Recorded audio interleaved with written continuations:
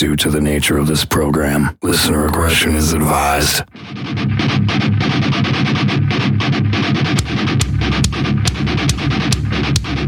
This is Chris Broderick with the Fever 333. Pusillus Maximus from Gualter. This is Eric from Necrogoblicon. Hey, this is Jamie from Bullet My Valentine. Hey, you got Dimebag's Hack. I do a million interviews, and you guys know how to have fun.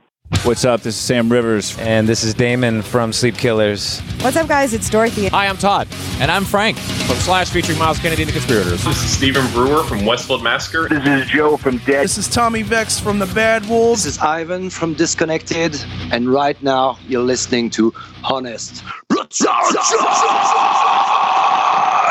Motherfucker. Hey, this is Christian. And Simon. We're Flight of Eden, and you're listening to Honest Brutality.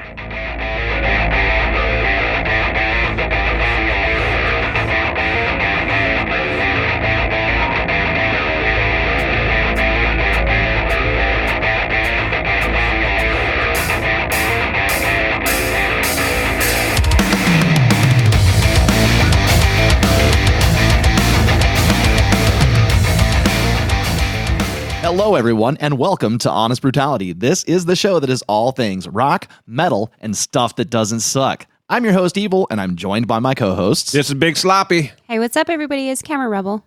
Camera Rebel, you have brought some special guests to the show today. I sure have. So today, all the way from Reading, UK, we have Christian Sturgess, the bassist, and Simon Robbins, the guitarist of Flight of Eden. Hey, guys, what's up? Hey, how's it going? It's going great. Welcome to the show. Thanks very much. Yeah, thanks for having us on. Yeah, you're welcome. Hey, I got to say right away, we know you're in a band because you got British accents. We discussed that before we came on air. We were like, should we ramp it up or try and keep it like... I love it. Hello. Hello. If you like, we could do the same to you. Can you guys do an American accent? Birmingham.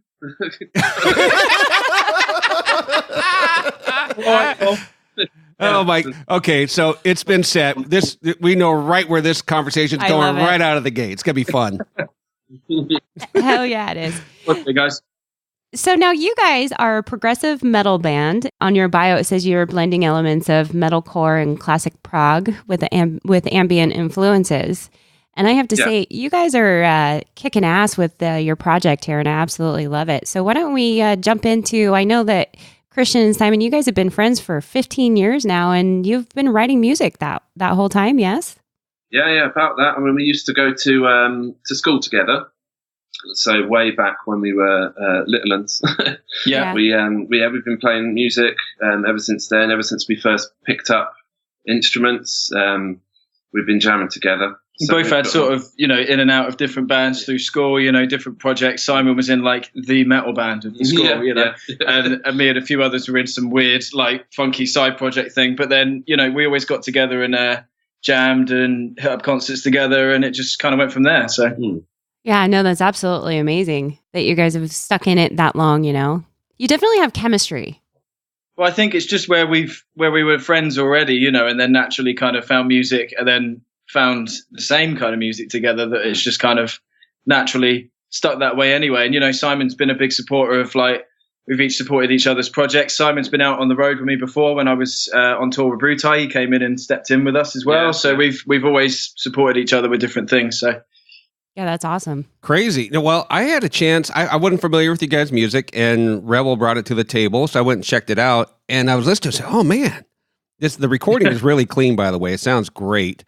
But I was listening to it, and the song that really hit me between the eyes was Enlightened. I love the opening riffs on that. I love everything about that song. It really caught me off guard. What's that song all about? Where'd that come from? So the song is about, all the lyrics are written by our vocalist, Kurt Jones. Yeah. And he's recently had a baby daughter. A few years ago now. Yeah. So the song's actually about him becoming a father. Oh, okay. So, yeah, it's quite a nice juxtaposition, having a big heavy metal song about such a nice little. Yeah, right. Well, I was going to say, It is enlightening when you become a parent. It makes everything in your life different, boy. Yeah, Kurt's a great dad as well. Yeah. That is about that. Yeah. That is so awesome. That's great. And you mentioned about the production as well, kindly, which is really awesome. Where I think a good sticking point, which helps us as well, is that Simon is a producer himself. So we do all the music and release it ourselves. Obviously, with the next release, which is going to come later in the year, we're going to obviously work with someone for PR, but from the actual recording perspective and mixing, it's all done via Simon. So in my home studio. That's awesome. So, everything from recording through to mixing and mastering is all done at my studio, which is really fun to do and also saves a lot of money. It saves a lot of money. Yes, it does. Money is so important in music. So have you guys taken this, shopped it around to labels at all, or are you even considering doing that? You just going to do it all DIY? What's the plan with this? I think the plan is we're trying to do it as DIY as much as we can first before we do something like that. We have had interest from different labels, which has been really cool. I've obviously got like connections in the industry too that are quite interested to hear what we're doing. But I think just at the moment, we're as Simon said, we're just trying to do as much as we can and get the finished product before we kind of decide where to go with it. Cool. That is bitchin'. Well, I have a question for you guys regarding image. Now, I think image is important when it comes to music and hairstyles and stuff like that. Oh boy. And I know somebody in your band has been known to wear a man bun, or as we call it, the modern day mullet. So, Christian, I'm calling you out here, buddy. Are you still rocking the man bun? I am not rocking the man bun. I've got fully dreadlocked hair now, and it's almost down to my bum, so I have left that behind. Good to know. Nice play on words. Yeah, no, I love the dreads. That wasn't a finer point of the image, but I think at the time with you've had the Brutai guys on the show before, the other project I'm in. It was very, hey, how can we get the modern day image? So that was kind of driven by that, but I always just wanted to let my hair down all the time. So I think the dreads are a much better look for you. I love it. Also, so you used to have long hair, Simon, didn't you? You used to have semi-long jet black hair, but Kurt's obviously lost all of his, bless him. So I'm kind of yeah, he does. Bless his heart. He does have the angry bald guy thing going on. He's going to enjoy that one. Yeah. We love rocking the bald hair. No, you've got a lovely beard, mate. Don't worry about it. Yeah, and that's the other part of your image that's interesting is you guys are all bearded devils. Y'all have that look. You almost look like you could be English lumberjacks or something. Kurt will take that as a massive compliment.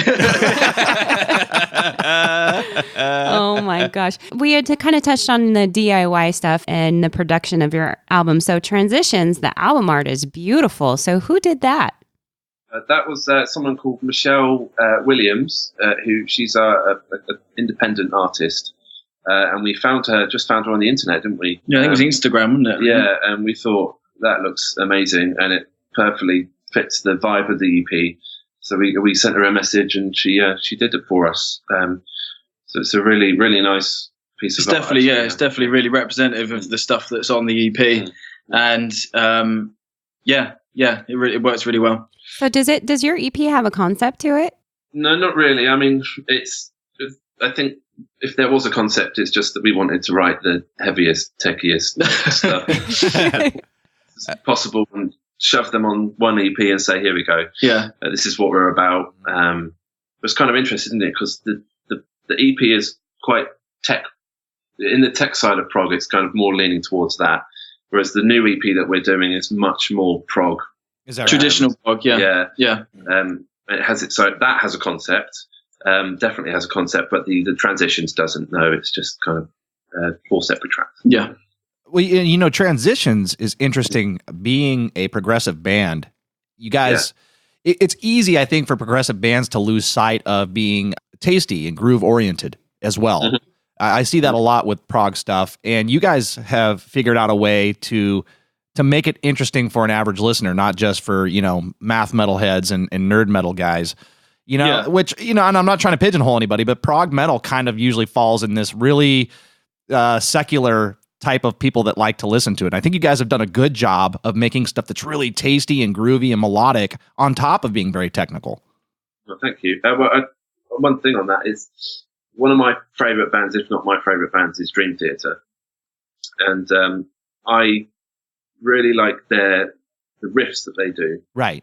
I know they often kind of veer into really technical kind of shredding kind of stuff like that. I wanted to kind of have a band that did all the tasteful kind of riffs that they have, but kind of take all that, maybe the pretentiousness out of it, and have a bit more of a kind of a solid sound kind of based on that. Yeah. And I think it also goes into, like, as we were chatting before we joined you guys, like we all come from kind of, we all have that kind of link with prog metal, but we all come from different kind of musical backgrounds and tastes. Like me and Kurt are really into like metalcore and stuff like that. The real heavier stuff. Gualter's from a black metal background.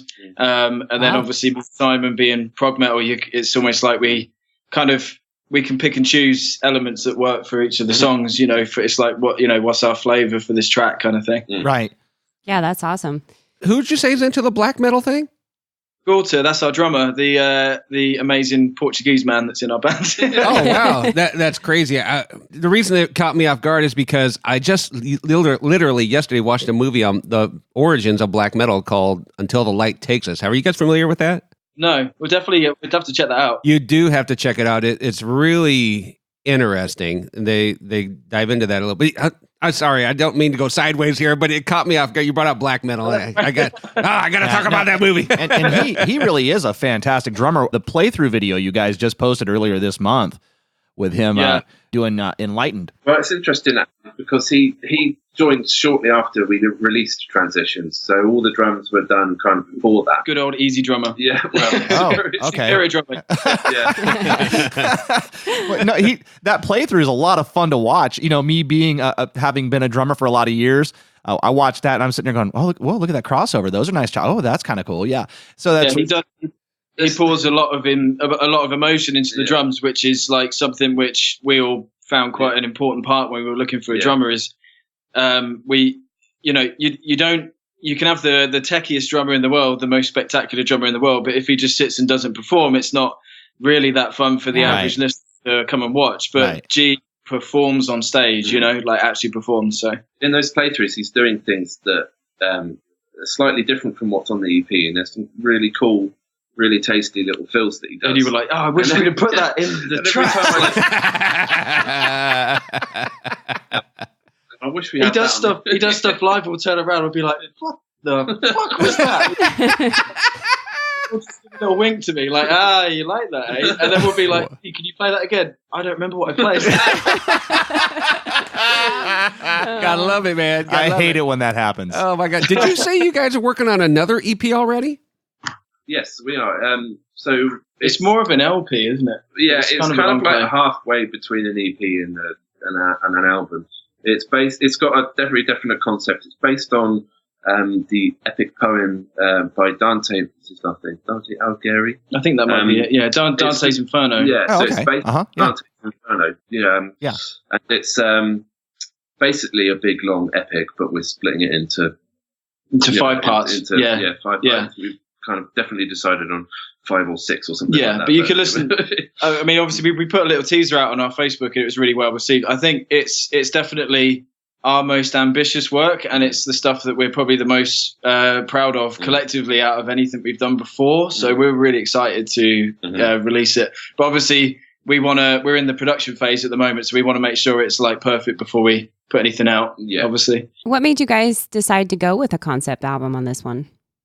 Well, I mean, like, we're doing the 2 EPs, and like I said, we wanted one EP that is just proper riffed out tech stuff, and we wanted something to show the other side of us. Yeah, because we kind of got 2 sides to us. Like, we've got the prog side and we've got the metal side, and we kind of wanted 2 EPs to reflect both of those.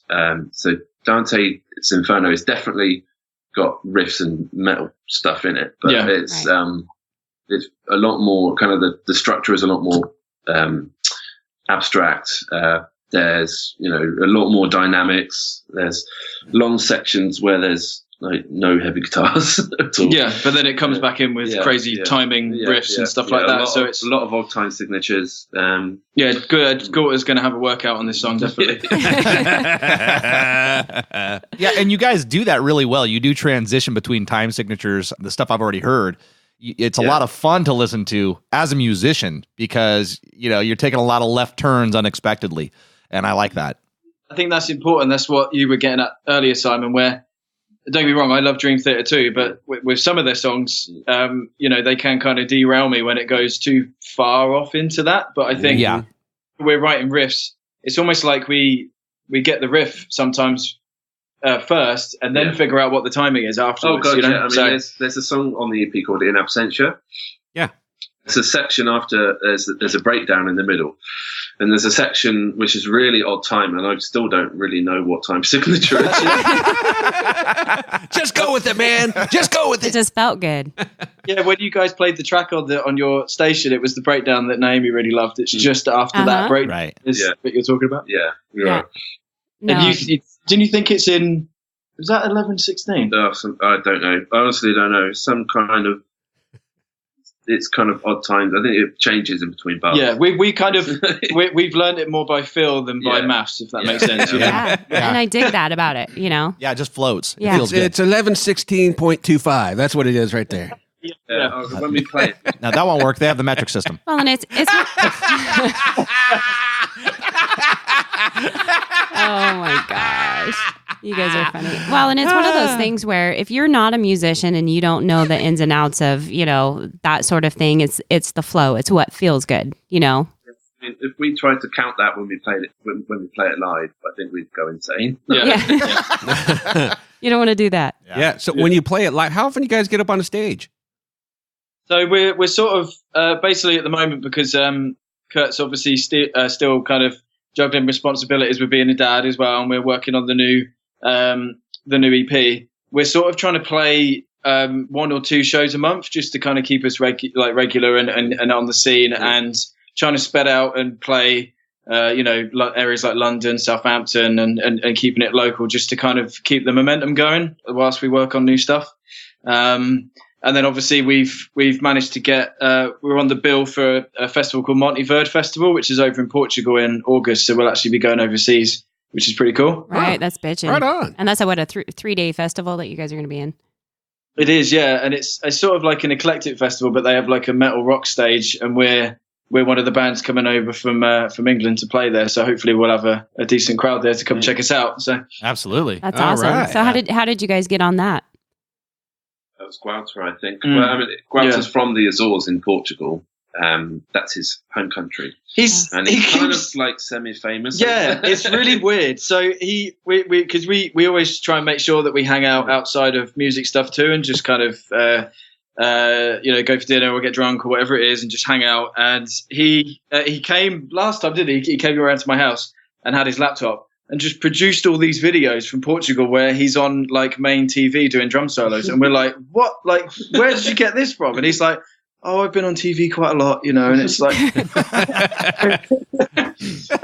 so I think his brother's band's playing there too as well. I think his brother's still quite active over there in Portugal. So again, it was through contacts, but we still had sort of a selection process, and had to send over our stuff. But Gualter kind of initiated the conversation. So yeah, that's awesome. Absolutely. Interesting stuff. So you're already semi-famous in Portugal and didn't even know it. Well, yeah, I think it'll be Gualter featuring these 3 men. It's like, oh my god! Yeah. Now you guys, you had mentioned getting drunk. Okay, so I saw one of your videos on your Facebook page, and it was like you guys were. Know where I'm going with this? So you guys would look like you were getting ready for a show, and I couldn't decipher because 2 of you guys looked the same. Christian, you and I don't know who else, but anyhow, so one of you was recording and said, "Hold on 1 minute," and then walked out of the room into that was Gualter, that's our drummer. into the bathroom, grabbed a freaking beer that was sitting there and drank it. I was secretly throwing up in my mouth a little. I was like, you have no idea what's in that. That's so savage. That's just his eccentricities coming out. We just let him crack on with it, you know. So is his personality like that all the time? He's very much like, and again, I think it's a cultural thing with G, but he'll just turn up and we'll be like, you know, do you want to like bring some food or some drink? And he'll just turn up with like a case of drink and like the finest meal. I think that's just, you know, his culture is very like about hospitality. So if he comes for a hangout, he'll just bring loads of stuff and, you know, be that guy at a party where everyone goes, "Way!" You know, I love that. Yeah. So, what's the go-to drink for you guys right now? Well, in the recording sessions we were doing the other week, he brought about 5 bottles of rum. Yeah, but he made caipirinhas. Caipirinhas, yeah. It's like is it made from sugarcane, isn't it, or something? Yeah, something like it's that. Like it's a cocktail. Yeah, it's a cocktail drink, and he was like, whilst we were recording that really freaking hard riff. Yeah. He was out just in the kitchen making cocktails. So it's like it sounds like you're recording for a boy band with drinks like that. Caprina? Is that what you call it? Yeah. You guys are fired. Let me ask you something. I'm going to find out how real rock and metal you are. If you were to go into a bar and order a Lemmy, what would you be ordering? Do you know what that is? A Lemmy? Yeah. JD and Coke. Oh, my man. You guys, you are true rockers. Yes. Absolutely. You know how many bars I have to go in and teach those fucking bartenders what a Lemmy is? It makes me sick. Come on. Yeah, no, I'm very fond of a JD and Coke. All right. Okay. Well, we can remain friends. Oh, that's awesome. So are you guys looking to do any videos? Yeah. So it's a bit of a weird one with that because we're kind of at the end of the transition cycle. Right. We've done a bunch of playthrough videos. So obviously G's done his. Simon's going to be working on his real soon.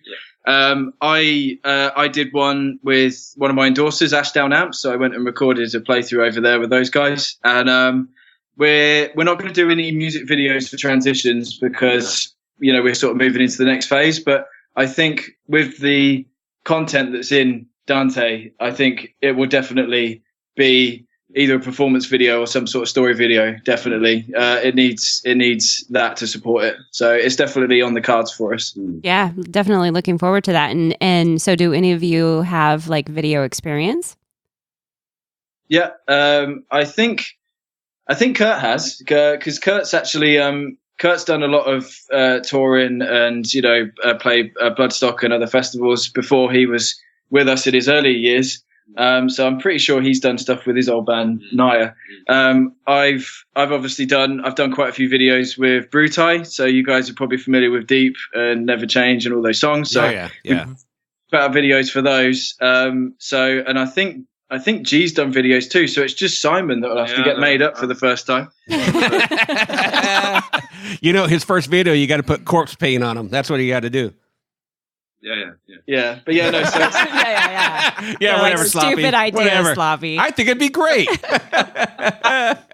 It's a weird one because half the time you're miming along to the tracks, like still playing, but you're not plugged in. Or whatever. It's a weird feeling sometimes doing a video. Yeah, they're always fun though. Yeah, they're definitely fun to watch. That's for sure. Hey, when does Dante gonna drop? So we haven't really finished recording it yet, so we've not got a definite date, but we're hoping August time. We're going to try and a plan is to have it kind of completed before then, and then work on PR with whoever wants to pick it up, and then when we come back for Monteverde, we're trying to plan something around then, so we can kind of do a double attack. So we just got back from Monteverde and here's the EP. So that's what we're kind of aiming for. It might fluctuate a bit, but that's kind of the rough timeline. So sort of late summer. Yeah. How serious is this band? Is this something you guys want to do? Take this particular band, pour everything you got into it and take it full time. This is what you do for a living? Or is this just a kind of a side project you guys want to do? Play some local shows, maybe a show overseas here and there. and just kind of play with it? Or is this something you guys really seriously want to pursue full-time with this band? Oh, it's serious. I think, It's definitely, it's serious for all of us. So obviously, like, before we had sort of a 18-month hiatus when Kurt first had Luna, his daughter, and that's when I went over and joined Brutai. Simon went into full gear with production before G found us, but G was playing in other bands. And I think this is the first time now we've all got, the time and the availability to really pour everything into it. And obviously me and Simon being like such close friends as well. And we're all close friends, like all the guys at my wedding and stuff like that. So it's like, we want to have all those experiences together, like touring and, getting the reviews in for an album for the first time and everything. So it's definitely serious for us. Yeah. We're just trying to sort of work on building momentum, which you guys are helping with. So thank you. You're welcome. And as far as reviews go for your album, we'd love to do that for you. If you can take some honesty, we'll beat the hell out of it for you if you want. Oh, please do. Honesty is great. But yeah, it's going to be a curious thing. I can't wait to get my hands and ears on it. I mean, taking on the 9 circles of hell is a pretty serious task. You guys are tackling some classic literature there, so I'm really interested to see how you go about it. Kurt's done all the lyrics for that. They're already written, and he's really nailed it. Yeah. What was the word he managed to get in? Phlegathon. Yeah. Nice. I feel like playing Dungeons and Dragons with you guys now. That's awesome. That was a proud moment. Yeah. So basically, everything's there. We're just kind of working on piecing it together in the studio. So we'll still keep posting up, little clips and previews and stuff on the Facebook as well. So have you officially titled the project yet, or are you just kind of loosely calling it Dante at this point, or something like that? I think it will be called Dante's Inferno. Yeah. Just the EP, but we haven't really decided on what the parts will be called yet. But we did decide on what we're not calling them parts. No, I think we can cantos. We're calling them cantos. Cantos. So Yeah. So we're trying to keep it like totally in the theme of the poem. So that's awesome. Nice. So let's go back to your guys' school days. Were you formally trained in your instruments? I was. I think I've had about 1 guitar lesson in my life. Wow. It didn't really work out. So the rest of it was I was fully self-taught. So my technique's probably horrible. We weren't going to say nothing, but it's totally the same for me. I've learned pretty much everything by ear. So. Wow. Yeah, because I mean, has YouTube been around for 15 years? It hasn't. Close. Oh, I think. Oh, geez, what was it back then when we were watching video? I think it was like Google Video first or something like that, and then it became YouTube. But I sort of, it's probably the same for you playing in like the covers bands at school. Like, I sort of played along to CDs and stuff like that, and sort of fumbled my way around. And then my turning point was finding a video of Billy Sheehan playing. And then I went, well, that's what I want to do. So I just devoted years to learning that as much as I could. Right. So I think, finding your idols early kind of helps because it kind of tones which direction you're going. Yeah, and I think the way I learned to improve my technique was by learning songs that I liked and had like kind of varied stuff in the solos and that, because I really tend to zone out if I do like exercises. And Pink Floyd. Yeah. Pink Floyd. Yeah. So I think that was just a way to keep it like learning the instrument interesting for me was to learn songs. I think a really, really good way that it might be different for you, Simon, but the way I kind of learned was on the road, just get up on stage playing and, making those errors and then making those achievements on stage and sort of just playing as much as I could. That kind of really helps, just getting out there in front of people, just playing as much as you can. Because I was in a 3-piece in my early days, and so you get that kind of chance to kind of stretch out and have solo sections and stuff like that. So it was all kind of heading towards the proggy stuff before we really knew it, I guess, because Simon was playing in covers bands and stuff too. So, yeah. Is the prog scene pretty big over there in the UK? Because here in the US, it's hit and miss. You never know. But I was just curious because I see a lot of prog coming out of the UK, it seems. And I was wondering what the scene was really like over there. It depends on the part of the country, I think. I mean, Milton Keynes and Brighton, they have a really good prog scenes. And you had Tesseract came out of Milton Keynes, and Monuments, you can call them prog. So we do. There is a scene here. It's just finding the right places in the country to find it, really. Yeah. Reading itself did have quite a big metal and prog scene quite a few years back, and then it sort of died off. But it's now it feels like it's sort of it's picking up again. Yeah. So we're trying to still keep the hometown shows going, so we can kind of help that come back as well in our hometown. But yeah, like as you said, like a lot of the places up north and in the Midlands tend to have more of a prog scene, but it's kind of hit and miss here too. Like metalcore is quite big. The real tech, like pure just tech, is really prominent, but kind of old school prog's sort of making a bit of a comeback in a way, I think. Now, you guys have been at it for 15 years. What is your favorite moment in your musical career?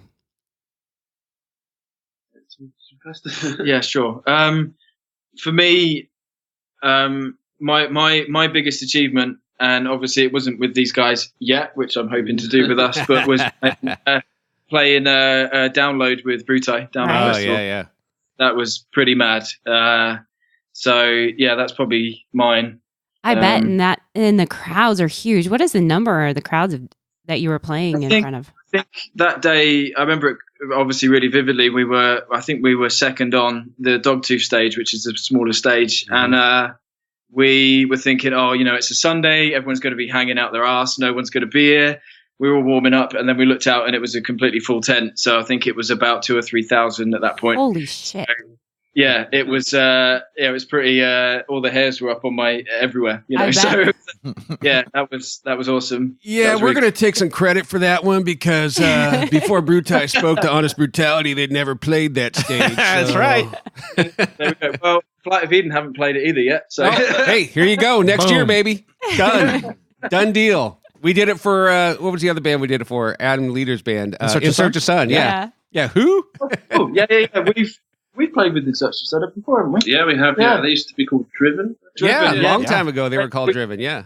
Years ago, yeah. One of our first gigs, I think. With them. I think it was. Really cool bunch of guys. Yeah, they're a lot of fun. Simon, what about you? What's your favorite moment?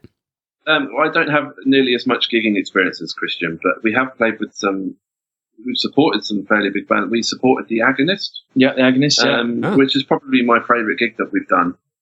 That was a few years back. Mm-hmm. Also, Drusev Stalin. Do you know him? Who?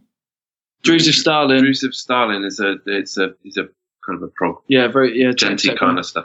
There's also Voices from the Fuselage, bands like that as well. We've played with a lot. You came out with us on the road for a few days and stuff like that.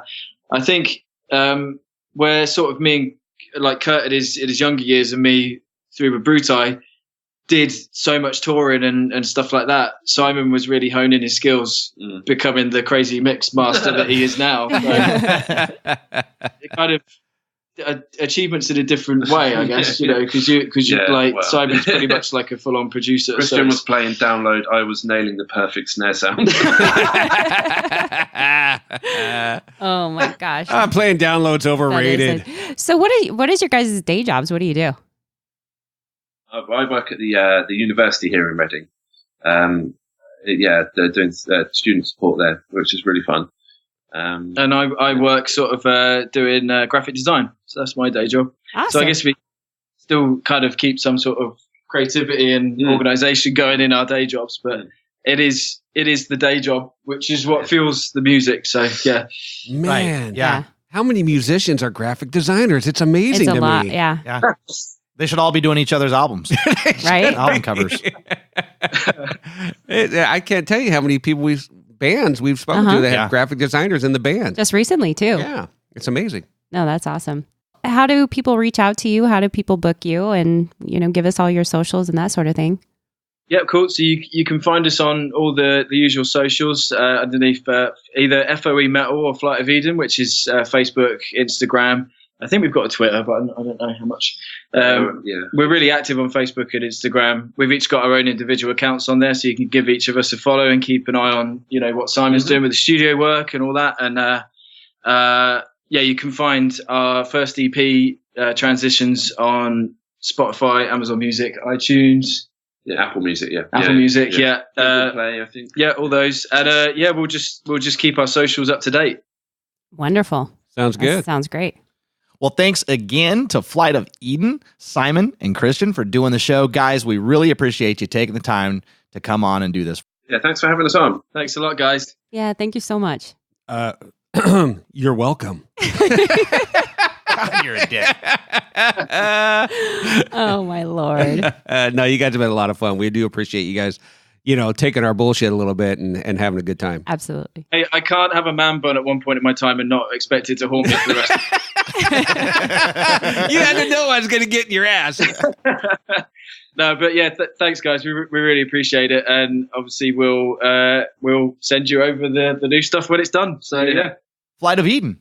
Those guys are awesome. Yeah. Yeah. Love them. I like those guys so much, I'm going to go out and grow a fucking man bun. That's what I'm doing. Oh, boy. Just get the dreads. Yeah, I think you would look better with dreads. Hey, gray dreads. I don't know, man. You know what? What is the king on The Walking Dead has gray dreads? Oh, yeah. You could be the king. Okay. Okay. He looks like he's came from Parliament. The funk band. No, those guys, I love it. They're doing their thing and they're revving up, and I'm really excited to see what the future holds for them for sure. This EP is strong. It's very strong. When I was checking it out, I was listening to the opening riffs on most of the songs. I go, wait a second. They got my attention right away. Right. Yeah. And when I'm listening to music, if you don't grab me right away, I'll be honest, I click away. I go to the next one. And these songs are not short. They're 5.5, 6 minutes long. And that's typical in prog, by the way. One at 7. Yeah. Almost 7.5. And I listen to them all the way through, which is for me these days because I have to listen to so much. And you know what I'm talking about, you guys, as far as if it's not grabbing you right away, you just move along. Yeah. And I was listening to these songs all the way through, and I was entertained and mesmerized on some of it. Right. Some of the breakdowns and things they do is really good stuff. Yeah, it's pretty tight. Well, there you go. Definitely check out their Facebook and everything, guys. Go over there and give them a like and reach out to them. Yeah, we will post all of the links in the episode description for their Spotify and their social accounts and what have you. Definitely check out Flight of Eden, Transitions, and we're looking forward to the new album. Thank you so much for listening to Honest Brutality. Wherever you listen to the show, do us a favor, give us a rating and a review. It helps us out. And check us out on all of our socials. We're on Facebook, Instagram, and Twitter. Come over, join the fun. Check us out at honestbrutality.com. All things Honest Brutality all of the time. And check out our radio shows on Rock Rage Radio. Every Saturday, 4 p.m. Eastern, 1 p.m. Pacific for 2 hours of metal, music, mayhem, and madness. And on Tuesday nights, yeah, check us out on Center Stage where we talk to bands. We put the highlights in with their music. So it's 1 full hour dedicated to a band. And that is Rock Ridge Radio, 5 p.m. Pacific, 8 p.m. Eastern time. Yeah, when you get done listening to that, give us a call, 530-962-0411. Again, that's 530-962-0411. Give us a call. Let us know what you think of these bands you're checking out. In the meantime, be good people, take care of one another, and most importantly, stay metal! Stay metal. Hey, this is Christian. And Simon. We're Flight of Eden, and you're listening to our track Enlightened on Honest Brutality.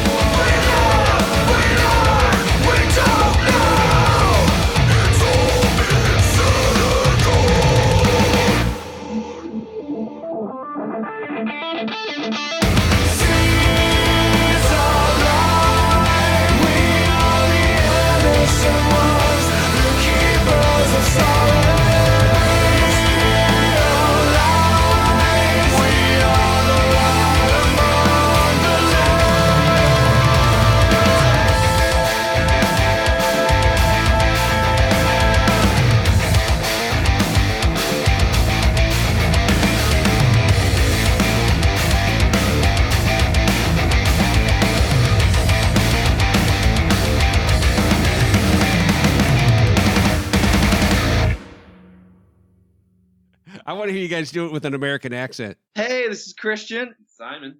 We're Flight of Eden, and you're listening to Honest Brutality. Oh my Holy God. shit! That's amazing. God damn!